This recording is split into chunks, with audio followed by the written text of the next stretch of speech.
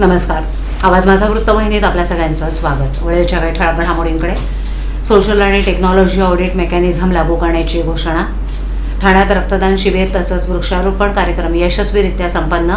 आणि बॅनर कोसळण्याच्या घटनेवर उपमहापौरांची तीव्र नाराजी.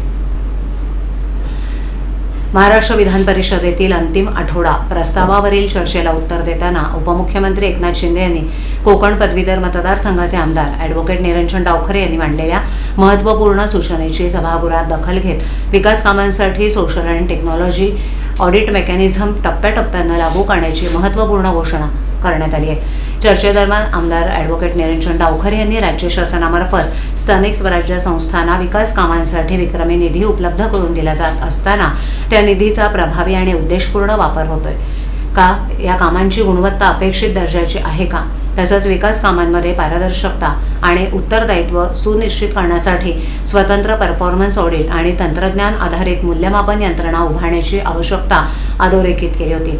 या सूचनेची दखल घेत उपमुख्यमंत्री एकनाथ शिंदे यांनी सभागृहात स्पष्ट केलं की राज्य शासन स्थानिक स्वराज्य संस्थांमार्फत राबवण्यात येणाऱ्या विकास कामांमध्ये पारदर्शकता, गुणवत्ता, उत्तरदायित्व आणि नागरिकांचा विश्वास अधिक दृढ करण्यासाठी सोशल आणि टेक्नॉलॉजी ऑडिट मेकॅनिझम टप्प्याटप्प्यानं लागू करणार आहे.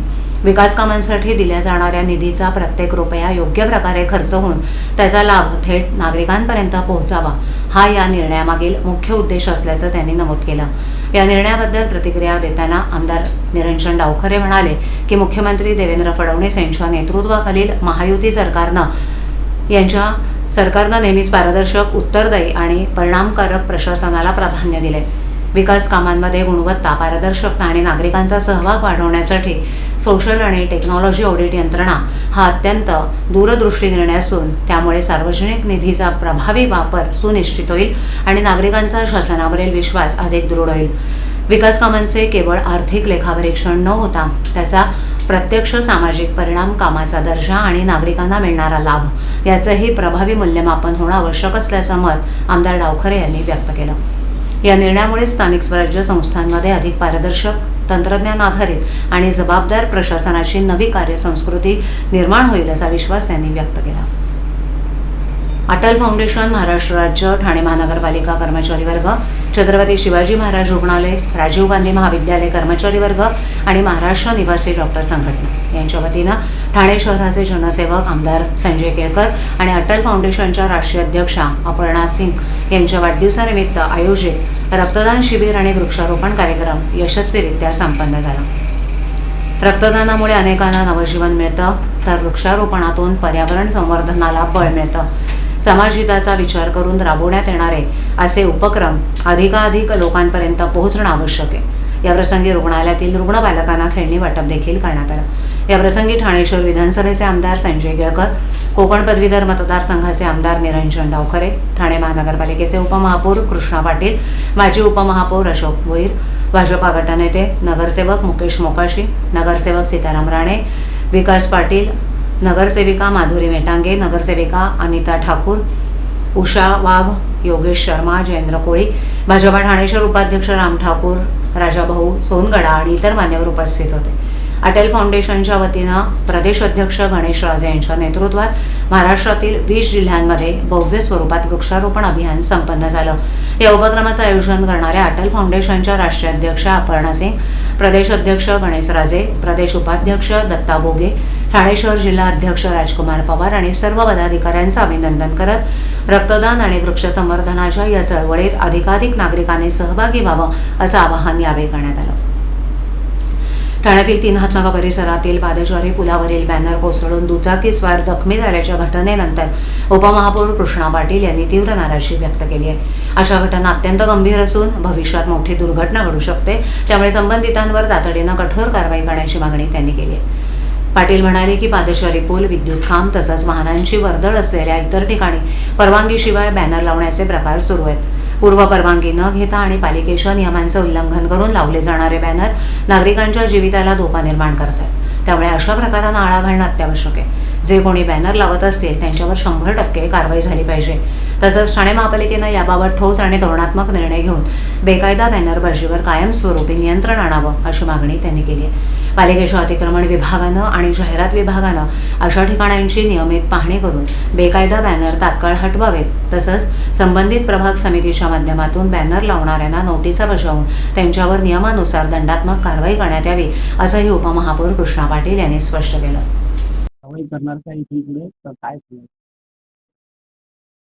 चिनाब नाक्यावर फुटवेअर ब्रिजवरती जो काल बॅनर पडून जी दुर्दैवी घटना घडली, पण त्यांनी जी चुकीचाच प्रकार आहे. आणि अशा प्रकारचे जे बॅनर पडून ती दुचाकीसवार पडला आणि त्याच्यामुळे दुर्घटना झाली नाही आहे, पण भविष्यात मोठी दुर्घटना भविष्यात घडू शकते. या बाबतीत महापालिकेने त्याच्यावर योग्य ते कारवाई करणं गरजेचं आहे. आणि जे कोणी बॅनर लावत असतील त्यांच्यावरही कारवाई 100% केली पाहिजे. आणि याबद्दल महापालिकेने धोरणात्मक निर्णय घेतले पाहिजेत. पादचारी पूल असतील, इतर पूल असतील किंवा इतर जागा असतील, खालनं गाड्या जात असतात आणि वरती बॅनर लावलेले असतात, पण ते बॅनर कुठलीही पूर्वकल्पना न घेता, महापालिकेचे परमिशन न घेता जे लोक लावत आहेत हे फार चुकीचं आहे. पण त्याच्यावरती लावणाऱ्यावरती हा गुन्हा झाला पाहिजे. त्याचबरोबर जेव्हा लावला असेल तर आपली जे अतिक्रमण विभाग असेल किंवा जाहिरात विभागाने ते तात्काळ काढले पाहिजेत. तर या बाबतीत पण महापालिकेने भूमिका घेतली पाहिजेत आणि त्या वॉर्ड ऑफिसरनी त्याच्या विभागात त्यांनी काळजी घेतली पाहिजे की अशा प्रकारची चुकीचं कोणी कामं करत असेल तर त्या लोकांना संबंधित लावणाऱ्या बॅनर लावणाऱ्या संबंधित लोकांना नोटीस दिली पाहिजे, त्यांच्यावर कारवाई केली पाहिजे. राबोडी पोलीस ठाण्याच्या तत्पर कारवाईमुळे हरवलेले सुमारे 2.5 तोळ्याचं मंगळसूत्र अवघ्या 1 तासात शोधून तक्रारदार महिलेला ते परत मिळाले. पोलिसांच्या या जलद तपासाबद्दल संबंधित महिलेनं राबोडी पोलिसांचे आभार मानले. 11 जुलै रोजी अनुजा अजित सावंत राहणार रुणवालनगर, कोलबाड रोड, ठाणे यांनी राबोडी पोलीस ठाण्यात तक्रार केली. त्यांनी घरातील बेडरूममध्ये ठेवलेले सुमारे 2.5 तोळ्याचे 3,50,000 रुपयांचं मंगळसूत्र सापडत नसल्याची माहिती पोलिसांना दिली. तपासादरम्यान या महिलेकडे चौकशी केली असता त्यांनी घरातील साफसफाईसाठी स्नॅपडील ॲपद्वारे सेवा बुक केल्याचं सांगितलं. या ॲपच्या माध्यमातून साफसफाईसाठी एक तरुणी त्यांच्या घरी आली होती. पोलिसांनी ॲपच्या माध्यमातून संबंधित तरुणीचा मोबाईल क्रमांक मिळवून तिला ताब्यात घेतलं. कसून चौकशी केल्यानंतर संबंधित तरुणीनं मंगळसूत्र घेतल्याची कबुली दिली आणि ते पोलिसांकडे सुपूर्द केलं. त्यामुळे अवघ्या 1 तासात मंगळसूत्र तक्रारदार महिलेला परत मिळाले. ठाण्यातील ईस्टर्न एक्सप्रेस महामार्गावरील 3 हात नाका परिसरातील निष्काळजीपणे लावण्यात आलेल्या वाढदिवसाच्या बॅनरमुळे सोमवारी एक मोठी दुर्घटना थोडक्यात टळली आहे. फूट ओव्हर ब्रिजवर लावलेला मोठा बॅनर अचानक सुटून थेट रस्त्यावर जात असलेल्या एका दुचाकीवर कोसळला. या घटनेमुळे काही क्षण परिसरात एकच गोंधळ उडाला होता. सुदैवानं दुचाकीस्वारांना प्रसंगावधान राखल्यानं मोठी जीवितहानी टळली. ठाण्यातील ईस्टर्न एक्सप्रेस महामार्गावर नेहमीप्रमाणे वाहनांची मोठी वर्दळ सुरू असताना अचानक पादचारी उड्डाणपुलावर लावलेला एक बॅनर हवेनं उडून खाली पडला. त्याच वेळेला खालील मार्गावरून एक दुचाकीस्वार प्रवास करत होता. अचानक अंगावर बॅनर कोसळल्यानं दुचाकीस्वाराचा तोल गेला. काही क्षणांसाठी समोरून येणाऱ्या वाहनाला धडक देण्याची भीती निर्माण झाली होती. मात्र दुचाकीस्वारानं शांतता आणि प्रसंगावधान राखत वाहनावर नियंत्रण मिळवल्यानं मोठी दुर्घटना टळली. या घटनेत दोघांनाही सुदैवानं गंभीर दुखापत झालेली नाही. घटनेनंतर काही काळ वाहन चालकांमध्ये घबराट निर्माण झाली होती. स्थानिक नागरिक आणि इतर वाहन चालकांनी तातडीनं धाव घेत बॅनर रस्त्याच्या बाजूला हटवला. काही मिनिटात वाहतूक पुन्हा सुरळीत करण्यात आली. या घटनेनंतर अनेक गंभीर प्रश्न उपस्थित झालेत. सार्वजनिक वापराच्या पादचारी उड्डाणपुलावर एवढ्या मोठ्या आकाराचा वाढदिवसाचा बॅनर नेमका कोणाच्या परवानगीनं लावण्यात आला? तो लावताना सुरक्षिततेचे निकष पाळले गेले होते का? संबंधित बॅनरची नियमित तपासणी करण्यात आली होती का? तसंच अशा प्रकारचे बॅनर सार्वजनिक ठिकाणी लावण्यास परवानगी कोणी दिली याची चौकशी करण्याची मागणी नागरिकांकडून होतीये. विशेष म्हणजे हा परिसर अत्यंत वर्दळीचा असून इथे दिवस रात्र हजारो वाहनं धावतात. अशा ठिकाणी निष्काळजीपणे लावण्यात आलेले बॅनर नागरिकांच्या जीवाशी खेळ करणारे ठरू शकतात. काही सेकंदाचा फरक पडला असता तर ही घटना अपघातात रूपांतरित झाली असती. तमाम हिंदूंचं श्रद्धास्थान असलेल्या अयोध्येतील राम मंदिराची तिजोरी लुटल्याच्या निषेधार्थ ठाण्यात शिवसेना उद्धव बाळासाहेब ठाकरे पक्षानं रामरक्षा आंदोलन छेडलं. ठाणे स्टेशन येथील गावदेवी मंदिराजवळ असलेलं पुरातन हनुमान मंदिरात जोरदार आंदोलन करण्यात आलं. गर्व से कहो हम हिंदू है, जय श्रीराम जय हनुमान नावाच्या टोप्या परिधान करत मोठ्या संख्येनं ठाणेकर या आंदोलनात सहभागी झाले होते. महाआरती, रामरक्षा स्तोत्र आणि हनुमान चालिसाचं पठण करण्यात आलं. यावेळेला प्रभू श्रीरामांच्या जयघोषानं ठाणं दुमदुमलं. अयोध्येतील श्रीराम मंदिराच्या दानपेटीवर मारलेला डल्ला आणि मंदिर निधीच्या अपहाराच्या आरोपांमुळे तमाम रामभक्तांमध्ये संतापाची लाट उसळली. श्रीरामांच्या नावानं जमा केलेल्या प्रत्येक रुपयाचा हिशोब देशातील प्रत्येक श्रद्धावान हिंदूला मिळालाच पाहिजे. रामभक्तांच्या श्रद्धेशी खेळणाऱ्यांना आता चुकीला माफी नाही असं म्हणत तमाम ठाणेकरांनी रामरक्षा पठण केलं. दरम्यान शिवसेना पक्षानं महाराष्ट्रात रामरक्षा आंदोलन छेडले. या आंदोलनाची सुरुवात मुंबईतील दादर येथील ऐतिहासिक हनुमान मंदिरात महाआरती, रामरक्षा स्तोत्र आणि हनुमान चालीसा पठणानं झाली आहे. आता ठाण्यातील रामभक्तांच्या आग्रहास्तव हे रामरक्षा आंदोलन आज ठाण्यात आयोजित करण्यात आलं होतं. शिवसेनेचे माजी खासदार विनायक राऊत यांच्यासह त्यांच्या कुटुंबियांविरोधात त्यांच्या सुनेनं गंभीर आरोप करत कापूरबोडी पोलीस ठाण्यात तक्रार दाखल केली होती. या प्रकरणात विनायक राऊत यांनी ठाणे सत्र न्यायालयात अटकपूर्व जामिनासाठी वकिलांमार्फत अर्ज केला होता. या जामीन अर्जावर 23 जुलैला न्यायालयात सुनावणी पार पडणार आहे. त्यामुळे या प्रकरणाच्या सुनावणीकडे सर्वांचं लक्ष लागले. विनायक राऊत, गीतेश राऊत, श्यामल राऊत, चुलत सासरे आबा राऊत, फिरोज शेख, काझीबाबा आणि हरिश्चंद्र घाडी यांच्या विरोधात विनायक राऊत यांच्या सुनेनं तक्रार दाखल केली. विनायक राऊत हे शिवसेना ठाकरे गटाचे ज्येष्ठ नेते.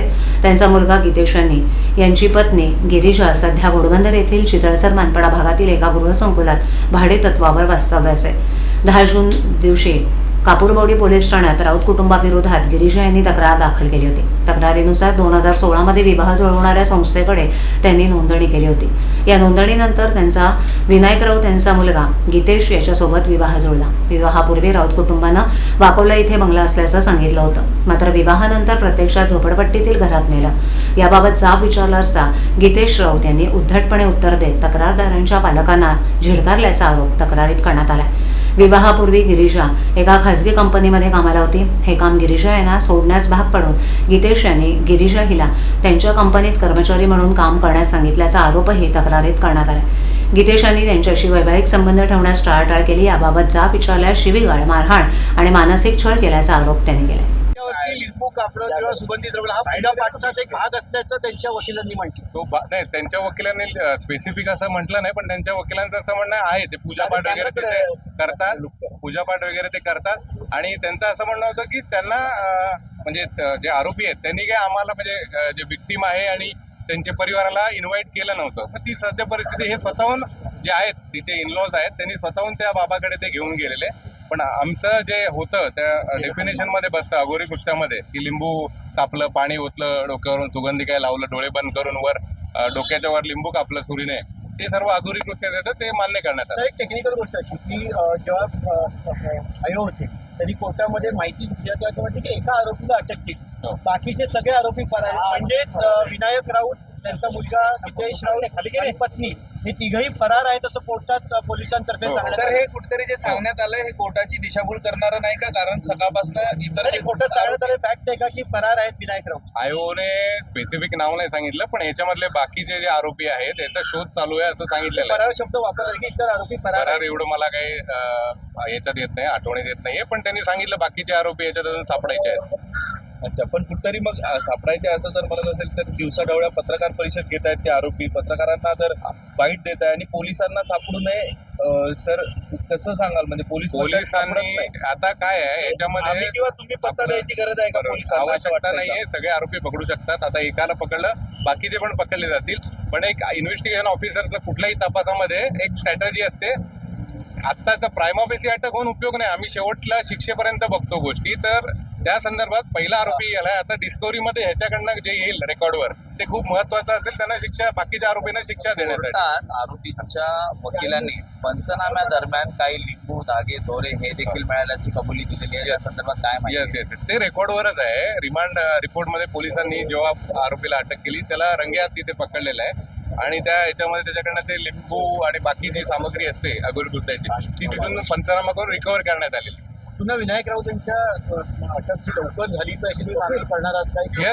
येस, मी अपील करेन बोलले की लवकरात लवकर, फक्त ते नाही बाकीचे सर्व जे आरोपी आहेत त्यांना लवकरात लवकर अटक करावी आणि त्याचा तपास करून चार्जशीट पाठवावी. आवाज माझावरील एखादी बातमी पाहिजे राहून गेली असल्यास तुम्ही यूट्यूब, इंस्टाग्राम आणि फेसबुकवर हे पाहू शकता. तर मग नक्की सबस्क्राईब करा आवाज माझा. आपल्या विभागातील काही सूचना अथवा समस्या असल्यास त्यांच्यापर्यंत जरूर पोहोचवा. आम्ही तुमचा आवाज नागरिकांपर्यंत नक्की पोहोचवू. आम्हाला संपर्क करण्यासाठी आमचा पत्ता, आमचा मोबाईल क्रमांक 7666213114 आहे. तर मग पुन्हा भेटू याच वेळी याच ठिकाणी काही नवीन घडामोडींसह. आवाज माझा वृत्तवाहिनी. तोपर्यंत नमस्कार.